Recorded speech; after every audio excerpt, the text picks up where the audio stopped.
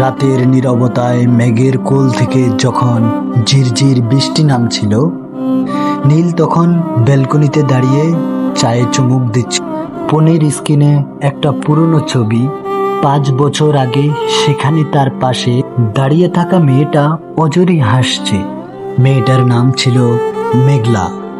মেঘলাকে যে কেউ প্রথম দেখলেই ভাববে তার চেয়ে সুখী মানুষ এই পৃথিবীতে দ্বিতীয়টি নেই।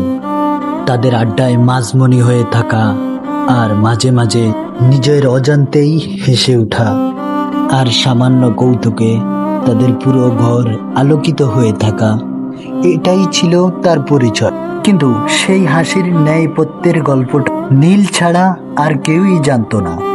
মেঘলার বাবা মারা গিয়েছিলেন তার সেই শৈশবে। তার অসুস্থ মা আর ছোট ভাইটার দায়িত্ব, এই দায়িত্বটা তার হাতে উঠিয়ে নিতে হয়েছিল। তার প্রতিদিন সকালে টিউশনি, আর বিকেলে চাকরি, আর রাতের মার সেবার পর মেঘলার নিজের বলে আর কোনো অবশিষ্ট সময় থাকে না।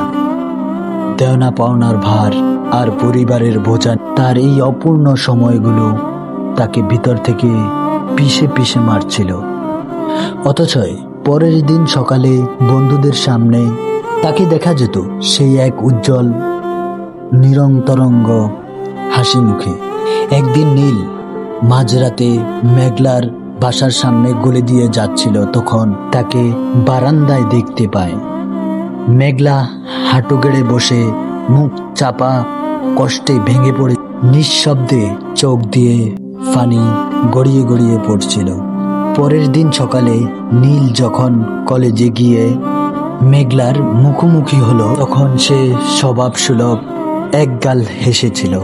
তখন হেসে বলল, কিরে নীল, কাল তোকে আমি আমার স্বপ্নে দেখলাম। নীল তখন মেঘলার চোখের দিকে তাকিয়ে শান্ত গলায় বলেছিল, তোর এই ভঙ্গিমা করতে তোর সত্যি কষ্ট লাগছে না? তুই কি চিরকাল এমনই থাকবি?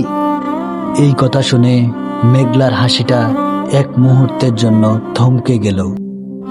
তারপর সে এই কথাটি শুনে একটু মুখ ফিরিয়ে মধুর হেসে বলল, মানুষ সবচেয়ে বেশি হাসে তখনই যখন সেই মানুষটা তার সব স্বপ্ন লুকাতে চায়।